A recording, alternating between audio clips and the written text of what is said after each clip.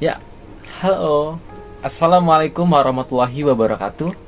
Perkenalkan, nama saya Irfan Fodali Putra. Saya mahasiswa dari Universitas Muhammadiyah Tangerang, Fakultas Ekonomi dan Bisnis, Prodi Akuntansi. Nah, saya di sini ingin menjelaskan terkait materi bab 10 tentang akuntansi organisasi nirlaba. Mungkin teman-teman semuanya udah pernah mendengar tentang organisasi nirlaba, atau mungkin kita sedikit membahas. Sebelum kita masuk pembahasan, kita sedikit membahas terkait organisasi nirlaba. Biasanya saat-saat ini kita bisa melihat bahwasannya banyak sekali musibah-musibah yang terjadi di Indonesia. Contohnya kemarin meletusnya Gunung Semeru, yang sebelumnya ada banjir. Nah, di sini kita bisa melihat ada beberapa organisasi-organisasi nirlaba, di mana organisasi-organisasi ini membantu atau menolong atau mengurangi beban-beban para korban-korban yang ada di sana. Nah, kalau dari tadi saya bilang seperti itu, pasti sudah kegambar nih, apa sih organisasi nirlaba? Nah, langsung aja ya, kita masuk ke pembahasan dari akuntansi organisasi nirlaba. Oke, kalau kita ngebahas tentang tadi seperti saya bilang, apa sih organisasi nirlaba? Yaitu organisasi yang didirikan untuk kesejahteraan masyarakat atau organisasi non-profit yang beroperasi untuk memenuhi tujuan amal, pendidikan, agama, atau ilmiah daripada mendapatkan keuntungan. Jadi, kalau misalkan kita bayangkan bahwasannya organisasi nirlaba ini adalah organisasi seperti relawan atau membantu tanpa mencari imbalan sama sekali. Maka dari itu, contoh-contohnya banyak sebenarnya. Contohnya saat ini yang sering saya dengar adalah ACT atau aksi cepat tanggap, yang mereka membantu korban bencana. Tidak hanya korban bencana ketika saat bencana, ada beberapa hal yang mungkin mereka bantu terkait pendidikan, terkait kesehatan, dan banyak sekali yang mereka bantu. Jadi inilah yang disebut organisasi nirlaba. Mengapa seperti itu? Karena mereka tidak mencari keuntungan di dalamnya, tapi mereka membuat sebuah organisasi nirlaba tersebut untuk membantu, untuk menolong, untuk mengurangi beban-beban masyarakat, atau istilahnya membantu pemerintah. Karena pemerintah sendiri ketika suatu hal ada permasalahan tidak bisa berjalan dengan sendirinya. Nah, organisasi nirlaba inilah yang membantu kinerja pemerintah dalam menyelesaikan masalah-masalah yang ada di masyarakat. Langsung aja lanjut, karakteristiknya dari organisasi nirlaba ada 3. Sumber daya pertama adalah sumber daya entitas berasal dari penyumbang atau donatur. Nah, biasanya organisasi nirlaba ini selalu mencari dana untuk istilahnya mereka salurkan dari segi pendidikan, bantuan sosial, maupun kesehatan dan sebagainya. Dan biasanya mereka akan selalu open donasi, karena dari situlah mereka mendapatkan dananya. Tapi ingat teman-teman, organisasi nirlaba ini tidak sama sekali mengambil keuntungan di dalamnya. Justru mereka mengelola uang tersebut untuk mengurangi permasalahan-permasalahan yang ada saat ini. Itulah karakteristik yang pertama. Jadi kalau teman-teman mungkin menemukan organisasi nirlaba istilahnya membantu dalam kesehatan atau memfasilitasi dalam kesehatan dari rumah sakit, ambulans sekalipun, biasanya mereka juga dapat dana, asal punya dana. Dan dari mana? Ya donatur atau penyumbang. Seperti itu. Yang kedua, tidak bertujuan mencari keuntungan seperti tadi saya bilang. Bahwasannya mereka bekerja atau mereka membuat organisasi ini bukan mencari keuntungan. Tidak sama sekali, karena justru mereka tujuan mereka adalah mensejahterakan rakyat, masyarakat yang kekurangan dari segi pendidikan, yang saat ini mungkin banyak sekali anak-anak yang tidak memiliki pendidikan yang layak, dan mereka membuat sebuah pendidikan, atau mungkin kesehatan yang mungkin mahal saat ini dan mereka membuat kesehatan secara gratis, atau mungkin saat ada bencana mereka cepat langsung membantu dari segi makanan, pakaian, atau mungkin tempat untuk membantu masyarakat yang terdampak. Inilah tujuan mereka sebenarnya, bukan mencari keuntungan atau laba di dalamnya. Yang ketiga, tidak ada kepemilikan dalam kelembagaannya. Jadi organisasi nirlaba ini tidak dimiliki oleh siapapun, bukan seperti perusahaan atau bukan seperti pada umumnya organisasi dimiliki oleh satu orang atau mungkin satu lembaga lagi, tapi organisasi ini dimiliki oleh semuanya. Jadi bisa kita lihat bahwa tiga karakteristik ini bisa kita menjadi acuan bahwasannya inilah karakteristik dari organisasi nirlaba. Jika mungkin teman-teman melihat di luar sana ada organisasi yang mencari keuntungan di dalamnya, ada organisasi yang mencari tujuan, istilahnya entah itu mempromosikan diri untuk kepentingan sesuatu, atau mungkin mereka mencari donasi atau mungkin dari uang kas atau apa, mungkin hal-hal yang mungkin berbeda dengan karakteristik ini, mungkin mereka bisa dibilang bukan organisasi nirlaba. Nah, langsung aja lanjut ya. Beberapa macam-macam organisasi nirlaba. Yang pertama ada akuntansi yayasan, yang kedua ada akuntansi LSM atau lembaga swadaya masyarakat, yang ketiga akuntansi kesehatan, yang keempat akuntansi pendidikan, yang kelima akuntansi tempat beribadah. Nah, kita akan membahas satu persatu dari semuanya. Yang pertama ada akuntansi yayasan. Nah, akuntansi yayasan biasanya mereka membuat sebuah hal yayasan ini untuk membantu masyarakat yang kekurangan, atau mungkin membantu masyarakat dalam memenuhi kebutuhannya. Biasanya yayasan-yayasan ini banyak sekali. Mereka membuat yayasan untuk membantu satu sama lain, membantu orang-orang yang mungkin kesulitan saat ini. Ada lagi akuntansi LSM. Yang kedua ini adalah akuntansi yang didirikan oleh lembaga swadaya masyarakat. Biasanya ini mereka melakukan ini dengan gotong royong, dengan mencari donasi, entah itu iuran dan sebagainya, untuk membantu orang-orang yang mungkin sekitar mereka itu kekurangan. Yang ketiga itu akuntansi kesehatan. Nah, biasanya lembaga ini atau mungkin organisasi nirlaba ini seperti membuat rumah sakit, atau mungkin dia mempunyai fasilitas ambulan gratis, yang biasanya mungkin kita menggunakan ambulan itu bayar, tapi dengan adanya organisasi nirlaba ini, mereka membuat ambulan ini gratis dan bisa dipakai oleh seluruh masyarakat di sekitarnya. Nah, disinilah fungsi mereka menjadi organisasi nirlaba. Lanjut, kita ke pembahasan lanjutnya, yaitu akuntansi menjadi pendidikan.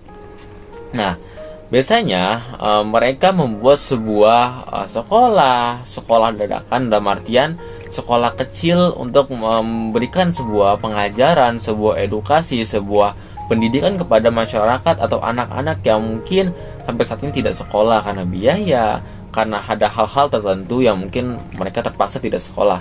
Nah, mereka membuat sebuah sekolah seperti ini. Biasanya contohnya isinya biasanya pengamen-pengamen, atau mungkin anak-anak yang mungkin tidak kekurangan dalam finansialnya, bisa dibantu oleh organisasi nirlaba ini dalam segi pendidikan. Yang terakhir, akuntansi tempat beribadah. Nah, biasanya akuntansi tempat beribadah ini, organisasi nirlaba yang kelima ini biasanya berkaitan dengan keagamaan, jelas, karena beribadah. Seperti contohnya setiap agama di Indonesia, Islam, Kristen dan sebagainya, biasanya membuat sebuah organisasi untuk memenuhi atau mungkin memfasilitasi orang-orang yang ingin beribadah. Karena tidak jarang bahwasannya di sebuah tempat, di sebuah wilayah tidak ada tempat beribadah. Maka ada sebuah organisasi nirlaba yang membangun atau membentuk atau mungkin mendirikan sebuah tempat ibadah untuk memudahkan masyarakat sekitar untuk beribadah. Biasanya seperti itu. Nah, itulah yang berkaitan dengan macam-macam organisasi nirlaba. Lanjut, organisasi nirlaba juga memiliki tujuan utama untuk mendukung beberapa isu publik atau kepedulian terhadap kepentingan umum yang tidak berkaitan dengan aspek komersial. Nah, biasanya organisasi ini bertujuan untuk istilahnya membantu di hari itu juga hal-hal yang mungkin berkaitan dengan sebuah permasalahan dari pemerintah sendiri. Nah, makanya itu tadi seperti saya bilang, mereka membantu pemerintah dalam permasalahan-permasalahannya ada saat ini. Tapi dalam aspek komersial, dalam artian luas, masyarakat semua bisa merasakannya. Lalu menyangkut masalah bencana kemanusiaan juga organisasi nirlaba tidak banyak sekali dalam hal ini. Dan dari seni, politik, pendidikan, agama, riset, dan hal-hal yang berkaitan dengan relawan pasti organisasi nirlaba. Tapi ingat sekali lagi teman-teman bahwa organisasi nirlaba tidak mencari keuntungan sama sekali. Inilah membedakan organisasi-organisasi nirlaba dengan organisasi lainnya. Nah, dasar pengelolaannya apa aja sih? Yang pertama ada fairness, yang kedua transparency, yang ketiga accountability, yang keempat responsibility, yang kelima community needs, yang keenam inisiatif, dan yang ketujuh komunikatif. Dan inilah dasar-dasar pengelolaan dari organisasi nirlaba ini. Mereka menggunakan dasar pengelolaan ini untuk berkomunikasi dengan donatur, atau mungkin mengelola keuangan-keuangan yang mungkin diberikan oleh donatur, dan banyak hal lagi. Dan apa yang mereka nanti dapatkan, mereka tidak akan menyembunyikan berapa atau bagaimana. Di situ ada transparansi. Nah, transparansi ini bertujuan agar orang-orang tahu bahwasannya apa yang mereka terima dari orang-orang donatur, mereka gunakan secara baik, mereka gunakan secara amanah, karena bantuan yang diberikan oleh orang atau donatur diberikan dengan niat baik, ya mereka pun menyalurkan dengan baik juga.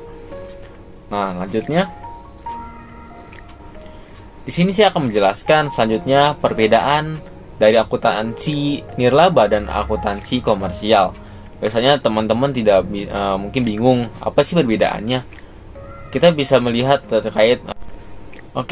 Selanjutnya saya akan menjelaskan terkait perbedaan akuntansi nirlaba dan akuntansi komersial. Biasanya hal ini sangat berbeda. Dengan ini adalah sebuah patokan buat teman-teman bahwasannya hal ini yang membedakan organisasi nirlaba maupun organisasi komersial. Nah, kita langsung saja bahas satu persatu. Akuntansi nirlaba dan akuntansi komersial, perbedaan dari kekayaan. Nah, segala kekayaan dari organisasi nirlaba yaitu berhubungan dengan organisasi akan diakui sebagai modal organisasi. Maksudnya seperti apa? Jadi kekayaan yang mereka miliki itu untuk jalannya sebuah organisasi nirlaba ini. Jadi hal-hal yang berkaitan kekayaan bukan dimiliki oleh siapapun, bukan untuk kepentingan siapapun, tapi untuk modal organisasinya. Sedangkan akuntansi komersial, modal atau kekayaan dari akuntansi komersial ini didirikan dengan tujuan untuk mencari keuntungan sebesar-besarnya. Dan inilah yang membedakan dari organisasi nirlaba dan organisasi komersial. Nah, bisa kita lihat dari sini saja sudah berbeda jauh. Sedangkan organisasi nirlaba seperti saya bilang, tidak sama sekali mencari keuntungan, tidak sama sekali mencari tujuan yang mungkin berkaitan dengan menguntungkan diri sendiri, tapi organisasi komersial ini sangat mencari keuntungan sebesar-besarnya. Dan yang selanjutnya itu ada keuntungan. Perbedaan dari keuntungan dari organisasi nirlaba dan organisasi komersial. Yang pertama, dari organisasi nirlaba tidak memperbolehkan keuntungan dibagikan kepada siapapun. Nah, inilah yang terjadi di organisasi nirlaba.